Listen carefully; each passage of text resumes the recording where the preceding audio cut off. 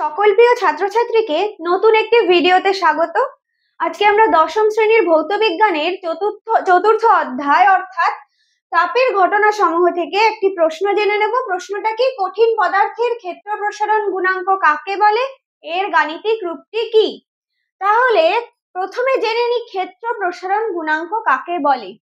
কোন কঠিন পদার্থের উষ্ণতা 1 ডিগ্রি বৃদ্ধি করলে অর্থাৎ একক উষ্ণতা বৃদ্ধিতে এর পৃষ্ঠতলের একক ক্ষেত্রফলে যে পরিমাণ ক্ষেত্রফল বৃদ্ধি হয় তাকে সেই কঠিন পদার্থের ক্ষেত্র প্রসারণ গুণাঙ্ক বলে। অর্থাৎ একক উষ্ণতা বৃদ্ধি হবে এবং কি বলেছি, একক ক্ষেত্রফলে কতটা বৃদ্ধি হচ্ছে, পুরো টোটালটাই নয়, একক ক্ষেত্রফলে কতটা বৃদ্ধি হচ্ছে এবং একক উষ্ণতা বৃদ্ধিতে, তাহলে সেটাই হচ্ছে কি ক্ষেত্র প্রসারণ গুণাঙ্ক।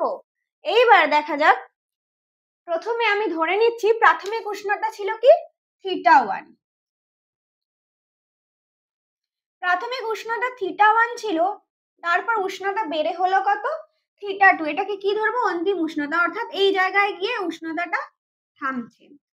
তাতে ক্ষেত্র প্রসারণ কতটা হচ্ছে, A1 ছিল প্রথমে প্রাথমিক ক্ষেত্রফল, তারপর বেড়ে হয়ে গেল কি A2। তাহলে কার জন্য হয়েছে, θ1 থেকে θ2 বেড়েছে বলেই A1 থেকে A2 হয়েছে। তাহলে কতটা বেড়েছে উষ্ণতা, θ2 থেকে θ1 বাদ দিলেই বেরিয়ে যাবে। ধরো আমি বললাম 5 ডিগ্রি থেকে 15 ডিগ্রি হলো, তাহলে কতটা বেড়েছে, 15 থেকে 5 বিয়োগ করবো 10, অর্থাৎ 10 ডিগ্রি বেড়েছে। এখানে প্রাথমিক উষ্ণতা কি θ1, অন্তিম উষ্ণতা কি θ2, তাতে প্রাথমিক ক্ষেত্রফল A1 থেকে বেড়ে কি হয়েছে, ক্ষেত্রফল A2 হয়েছে। তাহলে কি জন্য হয়েছে, উষ্ণতার বৃদ্ধির জন্য। উষ্ণতা বৃদ্ধিটা কতটা হয়েছে, θ2 মাইনাস θ1। ধরো আমি বললাম যে 5 ডিগ্রি সেলসিয়াস উষ্ণতা ছিল, বেড়ে 15 ডিগ্রি সেলসিয়াস হলো। এইবার এই 5 থেকে 15 হয়েছে, তাহলে কতটা বেড়েছে আমি কিভাবে বার করব, 15 মাইনাস 5 10। ঠিক সেইভাবেই অন্তিম থেকে প্রাথমিকটা বিয়োগ করলে বুঝে যাবো যে উষ্ণতা বৃদ্ধি কতটা হয়েছে। এইবার দেখো A1 এর সাপেক্ষে আমি কি বলেছিলাম যে A1 ছিল, ওর সাপেক্ষে বৃদ্ধি কত হয়েছে, অন্তিম থেকে প্রাথমিক বিয়োগ করবো যে A1 এর সাপেক্ষে এতটা বেড়েছে ক্ষেত্রফল। তাহলে আমি এখানে বলেই দিয়েছি সংজ্ঞায় যে একক ক্ষেত্রফলে কতটা বৃদ্ধি হয়েছে। করবো একক ক্ষেত্রফলে বৃদ্ধি কি করে করবো, ঐকিক নিয়ম। এটার নিচে কি হয়ে যাবে, এক বসলে এখানে কি হয়, A1টা নিচে বসে যায়।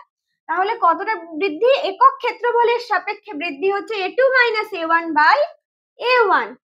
এইবার এটা কেন বেড়েছে, এই বৃদ্ধির হারটা কেন হয়েছে এরকম ক্ষেত্রফলে, দেখো কারণ θ2 থেকে θ1 বিয়োগ করলে যে উষ্ণতাটা বৃদ্ধি হয়েছে সেই উষ্ণতা বৃদ্ধির জন্য।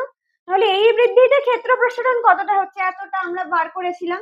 তাহলে 1 ডিগ্রিতে কত, এটা কিভাবে করব, এটা ঐকিক নিয়ম আবার সেই। তাহলে এটা যা ছিল এর সাথে নিচে কি অ্যাড হয়ে গেল, θ2 মাইনাস θ1, এটা গুণ হিসেবে চলে আসলো। তাহলে এইটাকেই তো সংজ্ঞায় আমরা দেখেছিলাম যে 1 ডিগ্রি বৃদ্ধি করতে একক ক্ষেত্রফলের মধ্যে কতটা বাড়ছে, সেটাই ক্ষেত্র প্রসারণ গুণাঙ্ক।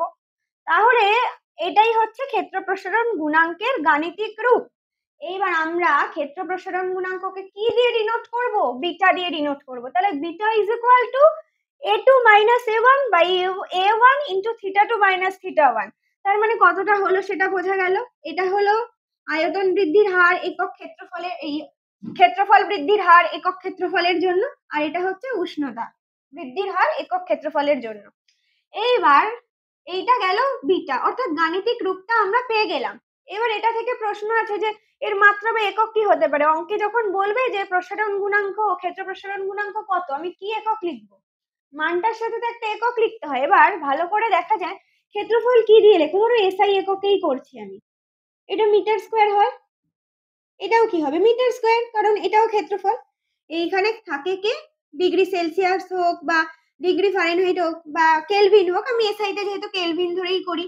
তাহলে দেখো কি হয়, এটা কেটে যায়, তাহলে কি হয়, কে ইনভার্স হয়ে যায়, অর্থাৎ যে এককে বার করব সেই সাপেক্ষে হবে। যেমন ধরো এখানে দেখতে পারি এখানে কে ইনভার্স হয়েছে, তাহলে এখানে তিনখানা আসতে পারে, হয় ডিগ্রি সেলসিয়াস ইনভার্স, এটা মানে কি পার ডিগ্রি সেলসিয়াস, ঠিক আছে, ডিগ্রি ফারেনহাইট ইনভার্স হতে পারে, অথবা কি হতে পারে কেলভিন ইনভার্স। তাহলে এই তিনটেই আসতে পারে এর একক। আর মাত্রা কি হবে, মাত্রাও দেখো এখানে ক্ষেত্রফলের মাত্রা কেটে গিয়ে খালি কার মাত্রা থাকবে, উষ্ণতার মাত্রা। অর্থাৎ তাহলে এই যে থিটা ইনভার্স লিখে দিলে এর মাত্রাও পাওয়া গেল। এইবার চলো জেনে নেওয়া যাক যে এই বিটার এক একটা স্কেলে আরেকটা স্কেলের সাথে কিরকম সম্পর্ক থাকে।